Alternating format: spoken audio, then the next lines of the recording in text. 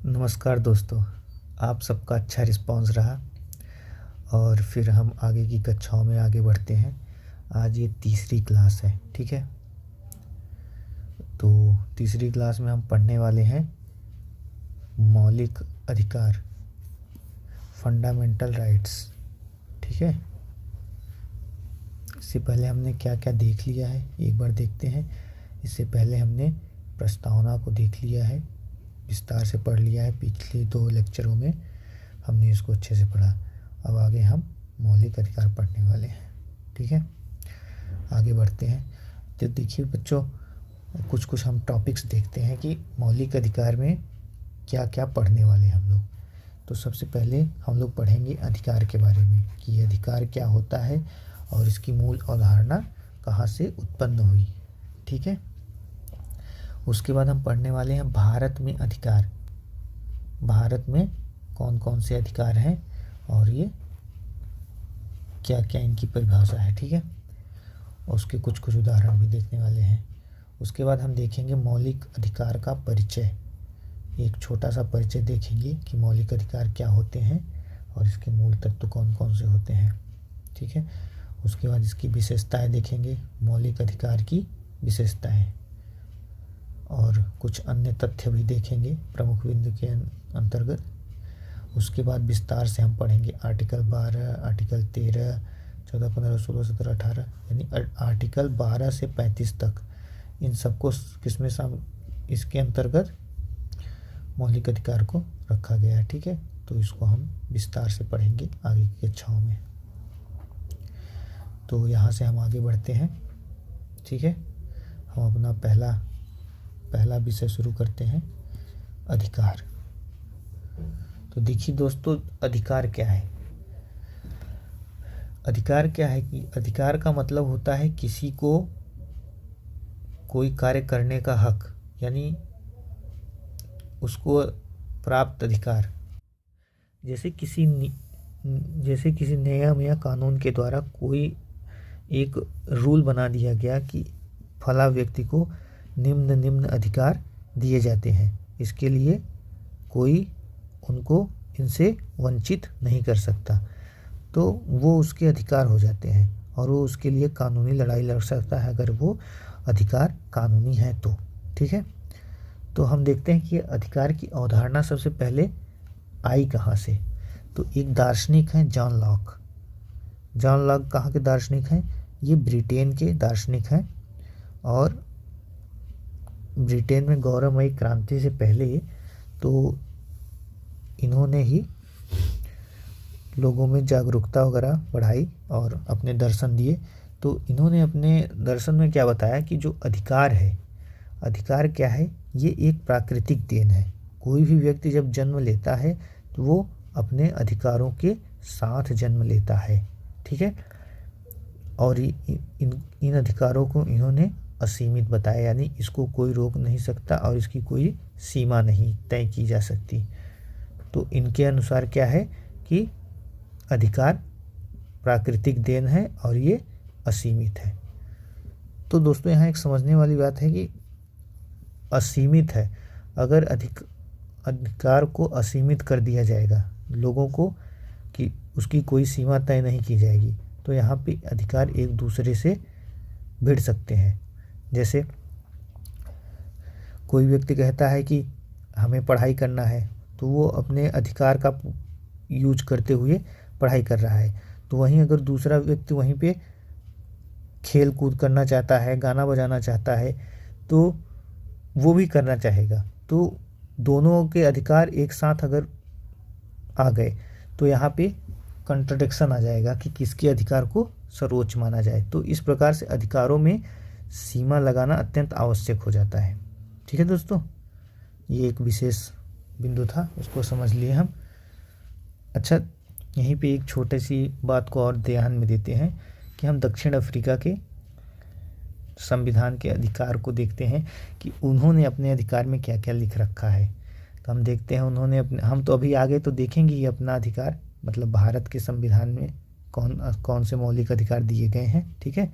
तो उससे पहले हम थोड़ा सा ऐसे ही जान के, मतलब कोई विशेष आवश्यक नहीं है, ऐसे ही समझ, ध्यान से देखिए।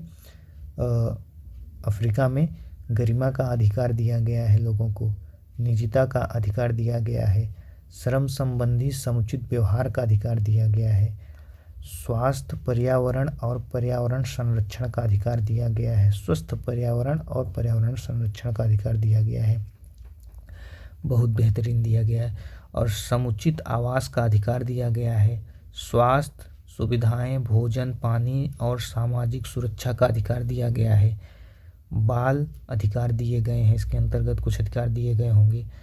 उसके बाद बुनियादी और उच्च शिक्षा का अधिकार दिया गया है लोगों को, सांस्कृतिक, धार्मिक और भाषाई समुदायों का अधिकार दिया गया है, सूचना प्राप्त करने का अधिकार दिया गया है। ये एक घोषणा पत्र है, अर्थात मतलब अधिकारों को इसमें लिखा गया है, तो इसको घोषणा पत्र भी कहा जा सकता है, कुछ भी कहा जा सकता है, जिसमें उन्होंने अपने देश के निवासियों के लिए कुछ कुछ अधिकार लिख रखे हैं। ठीक है दोस्तों, ये कोई वो नहीं है, बस ऐसे ही मैंने इसको ऐड कर दिया जिससे आपको अतिरिक्त जानकारी मिल सके कि अफ्रीका के संविधान में क्या क्या अधिकार सम्मिलित किए गए हैं। ठीक है, आगे बढ़ते हैं। यहाँ पे हम देखते हैं भारत में अधिकार को देखते हैं हम। मौलिक अधिकार को तो हम देखेंगे ही आगे, लेकिन उससे पहले हम समझते हैं कि अधिकार कौन कौन से भारत में हैं। ठीक है, तो सबसे पहला क्या है? मौलिक अधिकार। दूसरा क्या है? संवैधानिक अधिकार। तीसरा क्या है? कानून विधिक या सांविधिक अधिकार। ठीक है, इसको सांविधिक अधिकार भी कहा जाता है। और चौथा है मानव अधिकार यानी ह्यूमन राइट्स। ये लीगल राइट्स हो गए और ये संवैधानिक अधिकार हो गए और ये फंडामेंटल राइट्स हो गए। ठीक है दोस्तों, तो यहाँ पे हम एक इसको अच्छे से समझने की कोशिश करते हैं। देखिए दोस्तों, यहाँ लिखा हुआ है संविधान के भाग 3 में पाए जाने वाले अधिकार। जो भी अधिकार भारतीय संविधान के भाग 3 में रखे गए हैं उन सबको मौलिक अधिकार का दर्जा दिया जाता है। इनको विशेष दर्जा भी प्राप्त होता है और इनको सामान्य स्थिति में निलंबित नहीं किया जा सकता। मतलब इनको निलंबित करना एक अत्यंत कठिन काम होगा और उसको विशेष बहुमत के द्वारा ही हटाया जा सकता है। इसके कुछ हम एग्जाम्पल्स यहाँ पे देखते हैं, जैसे समानता हो गया, स्वतंत्रता हो गया और भी ऐसे ढेर सारे हैं। यानी आर्टिकल 12 से 35 तक के अंतर्गत जितने भी अधिकार रखे गए हैं वो सारे मौलिक अधिकार हैं। अभी हम आगे विस्तार से पढ़ेंगे, मौलिक अधिकार की डिफिनेशन वगैरह पढ़ेंगे, इसकी विशेषताएं पढ़ेंगे। यहाँ पे बस ऐसे एक छोटा छोटा समझ लीजिए। दूसरा हम देखते हैं संवैधानिक अधिकार। संवैधानिक अधिकार क्या है? भारत के संविधान में जो भाग 3 से बाहर रखे गए हैं, यानी वो अधिकार जो भारत के संविधान में तो हैं लेकिन उसको भाग 3 से बाहर रखे गए हैं, वो सारे अधिकार संवैधानिक अधिकार कहलाएंगे। जैसे संपत्ति का अधिकार। अब बच्चों यहाँ पे ध्यान देने की बात है कि पहले संपत्ति का अधिकार मौलिक अधिकार था, जिसे आर्टिकल 300A में रखा गया है। आगे हम समझेंगे कि क्यों हटाया गया, किस प्रकार से हटाया गया, कौन कौन सी स्थिति थी, सब कुछ विस्तार से पढ़ेंगे, कुछ भी छूटने वाला नहीं है। यहाँ बस आप इतना समझिए कि जो अधिकार मौलिक अधिकार से बाहर हैं वो संवैधानिक अधिकार हैं, लेकिन वो संविधान में होने चाहिए। जैसे अंतर्राज्य व्यापार वाणिज्य का अधिकार आर्टिकल 301 में रखा गया है। ऐसे बहुत ढेर सारे हैं। ठीक है दोस्तों, और तीसरा हम देखते हैं कानून विधिक या सांविधिक अधिकार। यानी जो अधिकार विधायिका संसद के कानून द्वारा बने होते हैं उन सभी अधिकारों को कानून या विधिक अधिकार कहते हैं, यानी लीगल राइट्स कहते हैं। जैसे संसद ने बना दिया मातृत्व अवकाश का अधिनियम, तो ये कानूनी अधिकार हो गया। सेवा का अधिकार, तो ये कानूनी अधिकार हो गया। इस प्रकार से बहुत से अधिकार हैं जो कानून के द्वारा, कानून पारित करके लागू किए जाते हैं, वो सांविधिक या कानूनी अधिकार कहलाते हैं। चौथा हम देखते हैं दोस्तों मानव अधिकार। यह एक नैतिक विषय का वो नैतिक स्वरूप को प्रदर्शित करता है, यहाँ से समझिए। तो इसको यहाँ पे ध्यान से देखिए। मानव होने के नाते प्राप्त अधिकार, यानी एक मनुष्य होने के नाते किसी भी व्यक्ति को जो अधिकार प्राप्त होते हैं वो सभी मानव अधिकार के अंतर्गत आते हैं। यह मानवीय गरिमा पर आधारित होते हैं। जीवन जीने के लिए जो भी जरूरी अधिकार हैं वो सब मानव अधिकार हैं, जैसे खाने का अधिकार, सोने का अधिकार, कोई भी अधिकार, इसको लगभग सभी अधिकार मानव अधिकार तो होते ही हैं। ठीक है दोस्तों, जैसे मतदान का अधिकार हो गया, जो संवैधानिक कानूनी अधिकार में भी नहीं है और मौलिक अधिकार में भी नहीं है, वो अभी मानव अधिकार में है, तो मानव अधिकार तो हैं ही। ठीक है, तो हम यहाँ पे एक और बात को ध्यान से समझने की कोशिश करें। जब राज्य इन मानव अधिकारों को कानून या संविधान से मान्यता देता है, यानी कानून बनाकर उसको कहीं सम्मिलित कर देता है, तो यही अधिकार मौलिक अधिकार, संवैधानिक अधिकार और कानूनी अधिकार बन जाते हैं। ठीक है दोस्तों, जैसे मतदान का अधिकार, रोजगार का अधिकार, ये भी मानव अधिकार हैं। ठीक है दोस्तों, चारों बातें आपको अच्छे से समझ में आ गई होगी। इन सब विषयों से अगर संबंधित कोई भी डाउट होता है आपको, तो उसको कमेंट में आप करिए, निश्चित ही उसका उत्तर अगली वीडियो में आपको प्राप्त होगा। ठीक है दोस्तों, आगे बढ़ते हैं हम, और यहाँ पे एक छोटा सा प्रश्न है, उसको देखते हैं। आपको निश्चित ही रूप से बहुत अच्छा लगेगा। निम्नलिखित में से कौन मौलिक अधिकारों का सबसे सटीक वर्णन करता है? ये एक बहुत ही अच्छा क्वेश्चन है। निम्नलिखित में से कौन मौलिक अधिकारों का सबसे सटीक वर्णन करता है? जैसे किसी व्यक्ति को प्राप्त समस्त अधिकार, कानून द्वारा नागरिक को प्रदत्त समस्त अधिकार, संविधान द्वारा प्रदत्त और सुरक्षित समस्त अधिकार, संविधान द्वारा प्रदत्त वे अधिकार जिन पर कभी प्रतिबंध नहीं लगाया जा सकता। यहाँ आपको बताना है कि जो मौलिक अधिकार हैं उनकी सबसे सटीक परिभाषा कौन देता है। अभी हमने यहाँ पे समझा कि मौलिक अधिकार क्या है, संवैधानिक अधिकार क्या है, कानूनी और मानव अधिकार, इन सबको इन्हीं सबसे संबंधित ये प्रश्न है जो बहुत ही स्पष्ट रूप से समझ में आने वाला है। तो हम यहाँ पहला ऑप्शन देखते हैं, किसी व्यक्ति को प्राप्त समस्त अधिकार, यानी किसी व्यक्ति को प्राप्त समस्त अधिकार, यानी कोई कानून के द्वारा प्राप्त हो या किसी भी तरीके से प्राप्त हो, ये मायने नहीं रखता है। यानी एक मनुष्य होने आते उसको जो भी सारे अधिकार प्राप्त हैं वो कौन से अधिकार होंगे? मानव अधिकार होंगे। ठीक है, अभी हमने पिछले स्लाइड में देखा, मानव अधिकार, मानव होने के नाते प्राप्त अधिकार, समस्त अधिकार मानव अधिकार हो गए। कानून द्वारा नागरिक को प्रदत्त समस्त अधिकार, यानी कानून बनाकर नागरिकों को दिए गए कोई भी अधिकार कानूनी अधिकार कहलाएंगे। ठीक है दोस्तों, तो ये दोनों ऑप्शन तो होने ही वाले नहीं हैं, क्योंकि उसने तो मौलिक अधिकार पूछ रखा है। ठीक है, तीसरा ऑप्शन देखते हैं, संविधान द्वारा प्रदत्त और सुरक्षित समस्त अधिकार। ये निश्चित रूप से उत्तर हो सकता है, क्योंकि संविधान द्वारा प्रदान किए गए और सुरक्षित समस्त अधिकार मौलिक अधिकार होते हैं। यहाँ सुरक्षित का मतलब क्या है?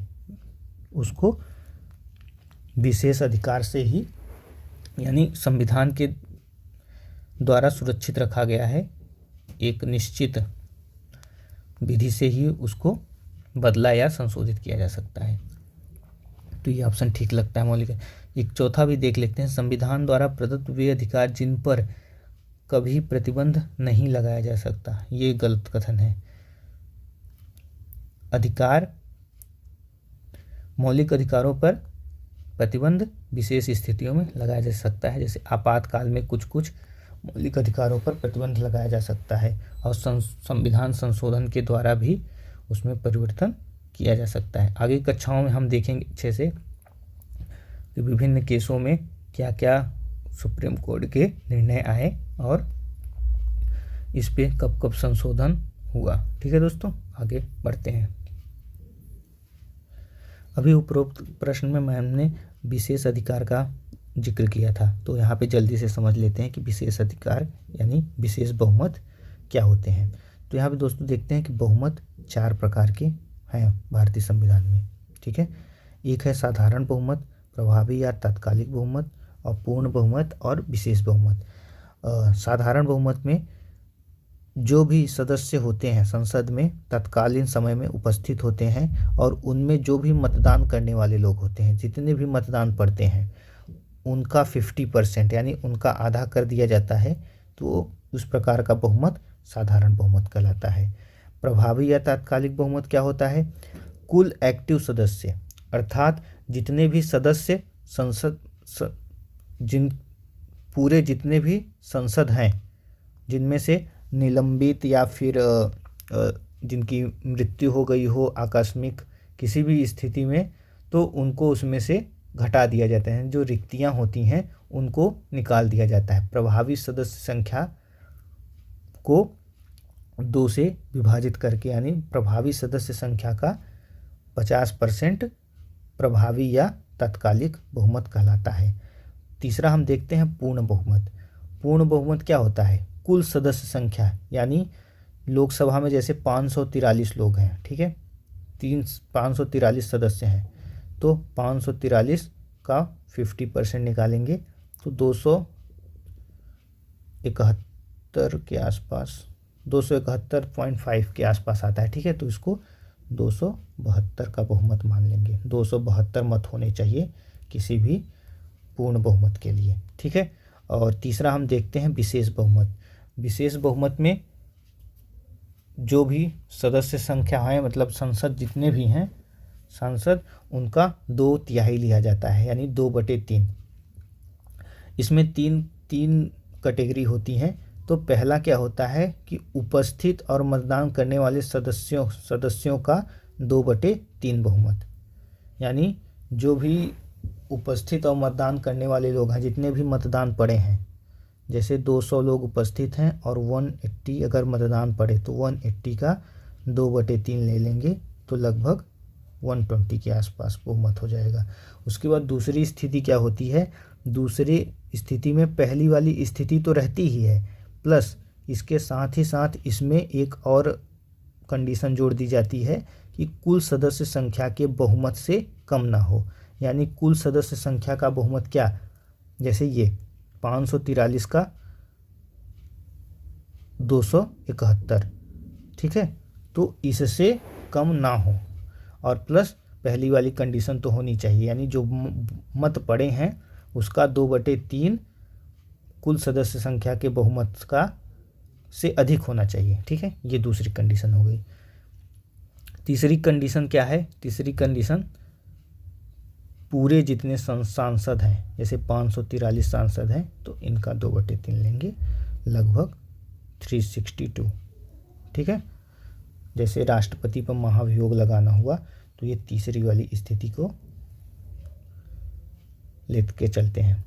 इस निम्न PDF को मैं अच्छे से इसमें एग्जाम्पल सहित लिख दूंगा, तो आप लोगों के लिए फ़ायदेमंद रहेगा। PDF को आप टेलीग्राम से डाउनलोड कर पाएंगे। आगे बढ़ते हैं दोस्तों। आगे हम देखते हैं कि मूल अधिकार और मौलिक अधिकार क्या है। अब जा कर के हम अपने मूल विषय पर आए हैं। ठीक है, तो हम यहाँ पे परिभाषा देखते हैं। मूल अधिकार या मौलिक अधिकार दोनों सेम बात है, दोनों प्रचलित हैं, आप किसी को भी यूज कर सकते हैं। इसकी परिभाषा हम देखते हैं दोस्तों। वे अधिकार जो व्यक्ति के भौतिक और नैतिक विकास के लिए अनिवार्य है और जिन्हें भारत के संविधान का विशेष संरक्षण प्राप्त है। अब इसी विशेष संरक्षण को समझने के लिए हमने विशेष बहुमत को समझा, जिससे आपके लिए यह आसान हो जाए। ठीक है दोस्तों, यहाँ पे हम देखते हैं कि वे अधिकार, यानी कोई भी अधिकार व्यक्ति के भौतिक और नैतिक विकास के लिए अनिवार्य हैं, वो मूल अधिकार होंगे जिन्हें भारत के संविधान में विशेष संरक्षण प्राप्त हो। यानी भारत के संविधान में आर्टिकल 12 से 35 के बीच जिन्हें रखा गया है, वो मूल अधिकार होंगे। ठीक है, अच्छा, विशेष संरक्षण से क्या तात्पर्य है? विशेष संरक्षण से किस प्रकार से मूल संविधान इन्हें विशेष संरक्षण देता है? तो इन्हें विशेष संरक्षण इस प्रकार से देता है, यानी मूल अधिकारों का उल्लंघन होने पर कोई भी व्यक्ति सीधे सर्वोच्च न्यायालय जा सकता है।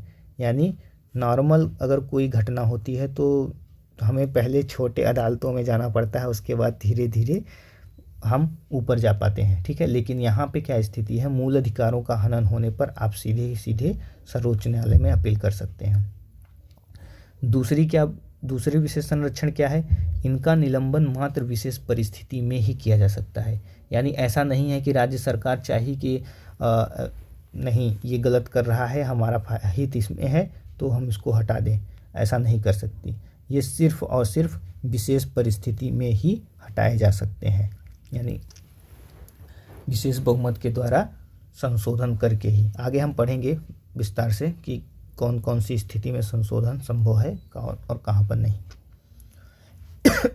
सॉरी, संशोधन मात्र विशेष बहुमत से। अभी हमने पढ़ा कि संशोधन कैसे हो पाएगा इसमें, यानी विशेष संरक्षण किस प्रकार से प्राप्त है। यानी ऐसे नहीं कि किसी भी प्रकार का बहुमत हो, कुछ लोगों ही चाह करके इसको संशोधित कर सकते हैं। यह एक कठिन प्रक्रिया होगी जिसमें ज़्यादा से ज़्यादा लोगों का मत अनिवार्य होगा।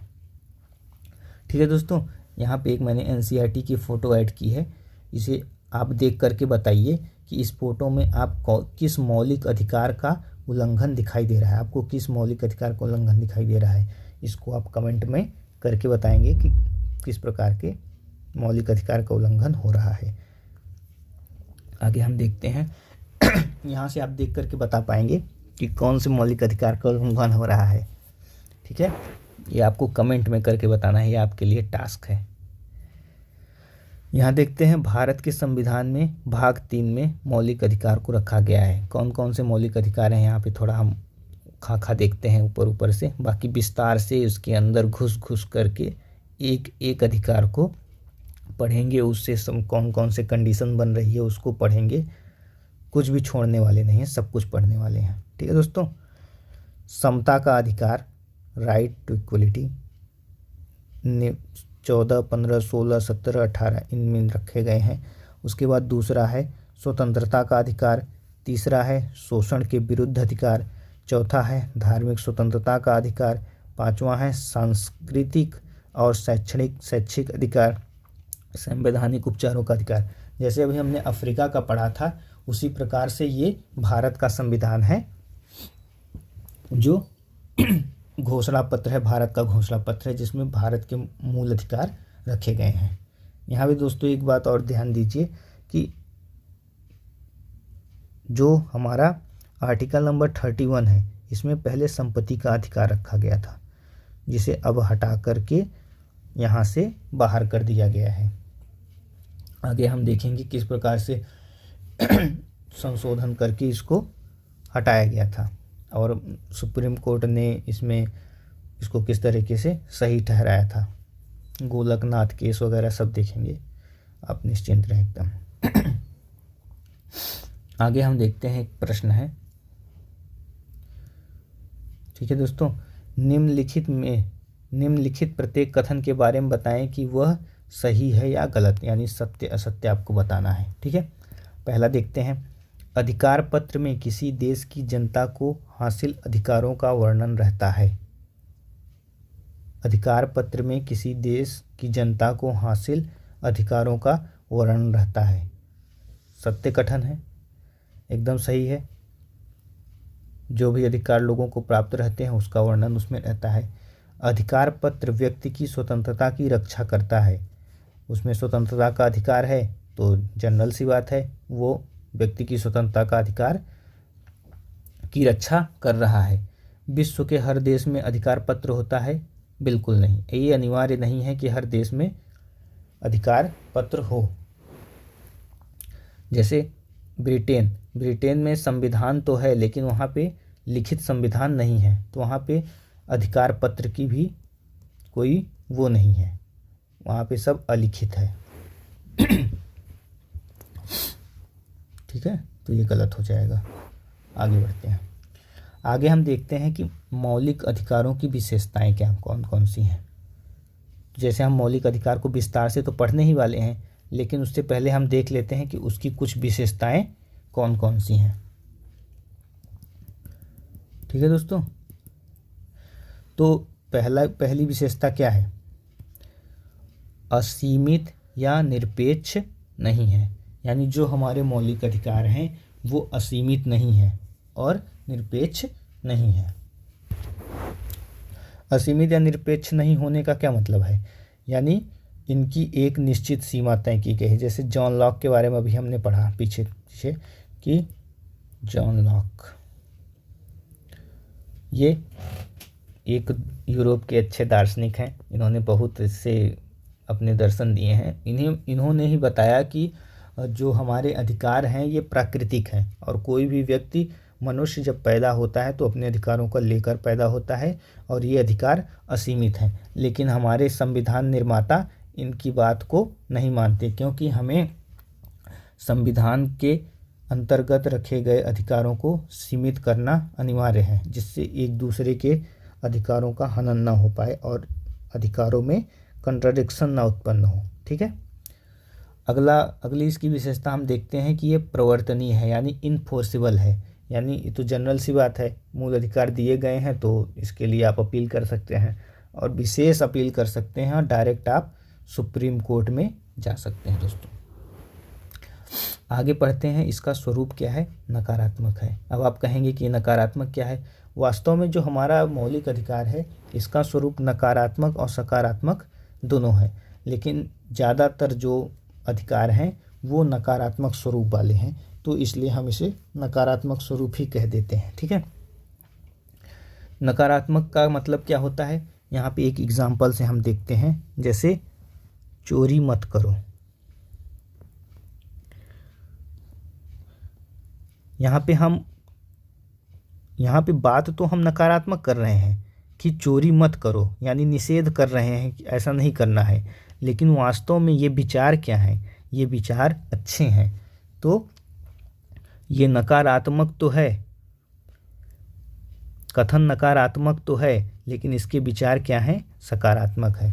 उसी प्रकार से हमारे मौलिक अधिकार क्या हैं? ज़्यादातर जो हैं वो नकारात्मक हैं। जैसे राज्य को निम्नलिखित कार्य XYZ कार्य नहीं करना है, लोगों का शोषण नहीं करना है, जाति लिंग वेद के आधार पर उनमें भेदभाव नहीं करना है, तो ये सब क्या है? नकारात्मक कथन है, लेकिन ये एक सकारात्मक विचार को दर्शाते हैं। तो इसलिए हमारे संविधान का जो स्वरूप क्या है वो नकारात्मक है। इन सब बातों को एकदम ध्यान से दीजिए, पीटी में बड़े क्वेश्चन आते हैं इनमें। ठीक है, चौथी विशेषता क्या है? कुछ अधिकार मात्र भारतीय नागरिकों को प्राप्त है और कुछ अधिकार विदेशियों को भी प्राप्त है, यानी जो बाहर के नागरिक हैं जिनके पास भारत की नागरिकता नहीं है उनको भी दिए गए हैं। जैसे सिर्फ भारतीय नागरिकों को प्राप्त अधिकार कौन कौन से हैं? 15, 16, 19, 29 और 30। अभी आप यहाँ पे इसको ऐसे बड़ा बड़ा समझिए, बाकी आगे जब विस्तार से हम सारे आर्टिकल्स को पढ़ लेंगे तो आपको स्पष्ट हो जाएगा। उसके बाद नागरिक यानी भारतीय नागरिक और विदेशी दोनों को प्राप्त आर्टिकल कौन कौन से हैं, यानी अधिकार आर्टिकल 14, 21 और 25 में रखे गए हैं। दोस्तों जैसे हम देखते हैं कि रोजगार में अवसर, ये आर्टिकल 16 है, तो ये सिर्फ भारत के नागरिकों के लिए है, न कि विदेशी नागरिकों के लिए। तो रोजगार में समान अवसर सिर्फ और सिर्फ भारतीयों के लिए है। और जैसे यहाँ पे है 14 नंबर कानून, तो कानून का अधिकार चाहे भारतीय हो चाहे विदेशी हो सबको है। जीवन का अधिकार सबको है, आस्था या प्रार्थना का अधिकार सबको है, इसीलिए ये दोनों को दिए गए हैं। सॉरी। पांचवा हम देखते हैं व्यक्ति को राज्य के विरुद्ध प्राप्त है। इसका क्या मतलब है दोस्तों? यानी कोई भी ये जो मौलिक अधिकार हैं किसी व्यक्ति को राज्य के विरुद्ध प्राप्त है, यानी राज्य को इनसे निषेध किया गया है कि व्यक्ति को मौलिक अधिकार प्रदान करने का कार्य कौन करेगा? राज्य करेगा। यानी राज्य इनको हनित नहीं कर सकता है। तो जैसे यहाँ पे एक और बात को समझ लीजिए, कुछ अधिकार राज्य को ही मात्र प्राप्त है, यानी राज्य ही उन पे काम करेगा, उसका ही मूल दायित्व बनता है। लेकिन कुछ कुछ क्या है, राज्य और निजी क्षेत्र को दोनों को रखा गया है, जिसमें निजी क्षेत्र भी उत्तरदायी हो जाता है। जैसे 17 और 24, आर्टिकल 17 में छुआछूत है, तो यानी राज्य हो या निजी हो, कोई भी छुआछूत के आधार पर भेदभाव नहीं कर सकता। बाल श्रम यानी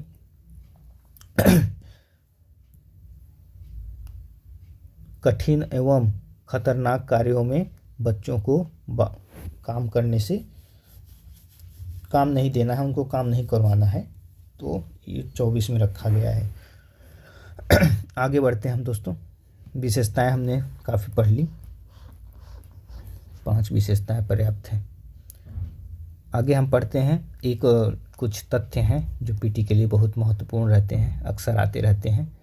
तो मूल संविधान में 7 प्रकार के मौलिक अधिकार थे, यानी जो हमारा मूल संविधान बनकर तैयार हुआ था, ठीक है, उसमें पूरे 7 मौलिक अधिकार थे। लेकिन 44वां संविधान संशोधन जब हुआ तो इसमें संपत्ति के अधिकार को हटा दिया गया, यानी इस सूची से हटा दिया गया और कहीं और दूसरी जगह रख दिया गया। उसे कहाँ रख दिया गया? आर्टिकल 300A में रख दिया गया। उसे आर्टिकल 300A में रख दिया गया, यानी सन 1978 से पहले संपत्ति का अधिकार 2 जगह थे, आर्टिकल 19(1)(f) में थे और आर्टिकल 31 में थे।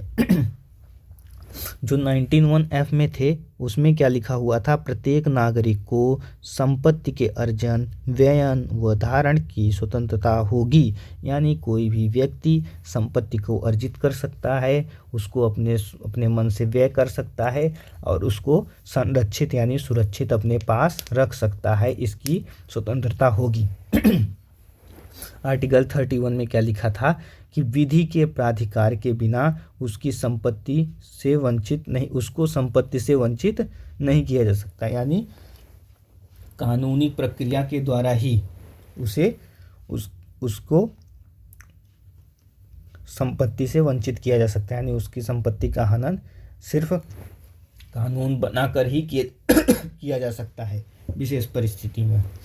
तो ये दोनों आगे चलकर हम देखेंगे और समझेंगे कि किस प्रकार से गोलकनाथ केस में या उससे पहले ही संशोधन के द्वारा नए आर्टिकल जोड़ करके संपत्ति के अधिकार को मूल अधिकार से अलग किया गया।